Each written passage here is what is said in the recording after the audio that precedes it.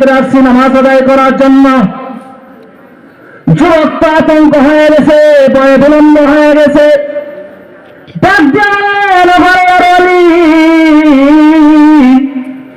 কিভাবে বুঝলেন ওই জিনার কাজ করেছি, আমি গুনাহ করে মসজিদের ভিতরে এসেছি? আল্লাহর ওলি ডাক দিয়া বলেন, যুবক, তুমি যখন সহি নিয়ত করে সুন্দরভাবে তওবা করে মসজিদের ভিতরে আসছো, আয়েশা ওযু করছো, আর গুনাহ করার পরে যখন সুন্দর করে তওবা করছো,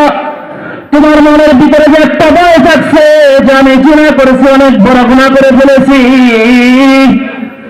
এই ভয় থাকার পরে যখন তুমি মসজিদের ওযুখানায় আয়েশা ওযু করছো,